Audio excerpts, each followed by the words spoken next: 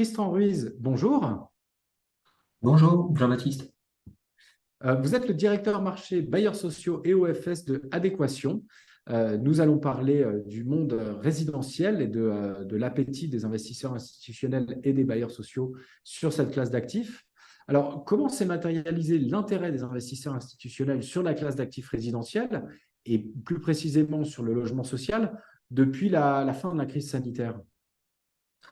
Alors, l'intérêt des investisseurs institutionnels pour le monde du logement social et plus particulièrement d'ailleurs finalement pour le monde du logement locatif intermédiaire, il date à peu près de 2014. Les premières structurations de portefeuille se sont faites à l'occasion de la création du logement locatif intermédiaire. Il faut savoir que un investisseur institutionnel, quand il crée une intervention à travers le segment résidentiel, il a tendance à être l'investisseur institutionnel investi dans un véhicule financier et qui lui-même est porté par un des grands bailleurs sociaux que peuvent être CDC ou Action Logement. Donc c'est dans ce cadre-là qu'il va être amené à intervenir.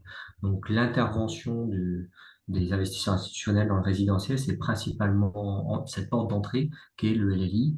Et aujourd'hui, on le voit quand les bailleurs sociaux comme Action Logement ou CDC lèvent des marchés obligataires, ils ont tendance à le faire pour l'ensemble de leur plan d'activité, donc également pour financer la partie logement locatif social ou LLI. Il y a juste un dernier point que je voudrais rajouter par rapport à ça. Il faut avoir en tête que le logement locatif intermédiaire, ça ne nécessite pas le même niveau de fonds propres qu'une opération de logement locatif social.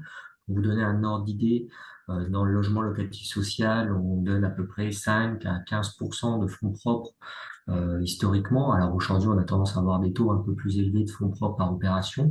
Sur la partie logement locatif intermédiaire, on a tendance à être entre 30 et 50%. Donc ça demande davantage de fonds propres et c'est pour ça que les bailleurs se tournent vers le marché institutionnel pour pouvoir avoir davantage de fonds. D'accord. Et depuis la fin de la crise sanitaire, quels ont été les grands changements? Alors, les grands changements depuis la fin de la crise sanitaire, il faut se dire qu'il y a eu un peu une sorte de rupture. Les années 2019-2021, c'était des années qui, à l'époque, étaient particulièrement porteuses puisque vous aviez des taux d'intérêt qui avaient tendance à diminuer, donc à diminuer, voire même à être très bas. Et finalement, pour un investisseur institutionnel, il a le choix dans ce qu'on appelle de la location d'actifs, à choisir entre le marché de l'immobilier, le marché obligataire ou le marché des actions.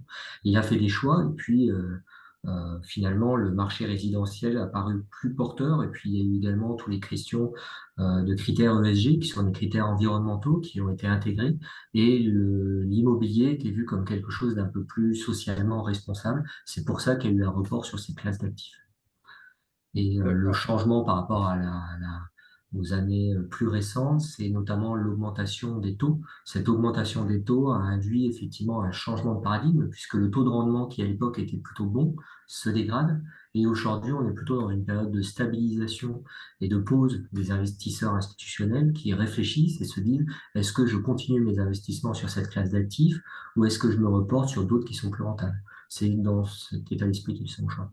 D'ailleurs, l'objet de cette deuxième question sur cette envolée des taux d'emprunt qui est assez récente, on va dire, il y a un an, est-ce que le produit résidentiel a perdu toute sa rentabilité?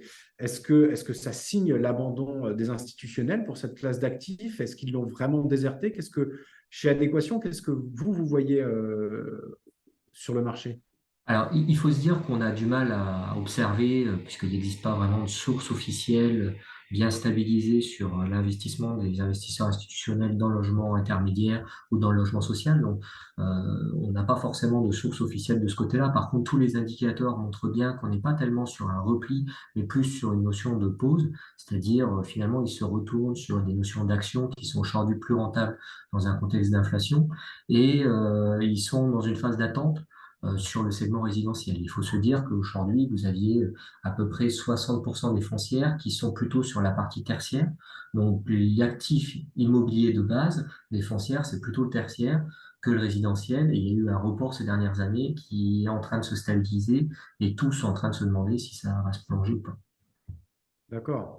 Alors, les institutionnels et bailleurs sociaux soutiennent le logement social aussi par la construction qui est quand même un secteur à la peine.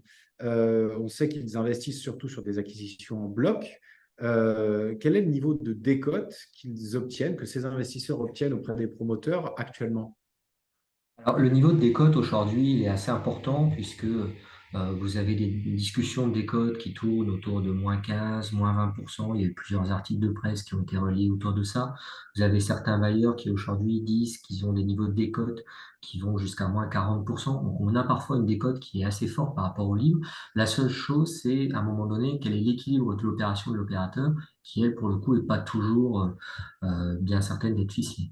On a un élément pour donner un cadre, je termine par là, c'est que vous avez 90 000 logements qui ont été proposés à Action Logement. Pour vous donner un ordre d'idée de ce que représente le marché de la promotion, on était ces dernières années entre 90 et 120 000 logements vendus au détail. Donc on a quasiment autant de logements au détail qui sont vendus aujourd'hui en bloc que ce qu'on avait en vente au détail auparavant. D'accord. Écoutez, Tristan Ruiz, merci beaucoup pour ce témoignage. Merci pour cet éclairage sur ce segment d'activité et peut-être à bientôt sur BITV. Merci.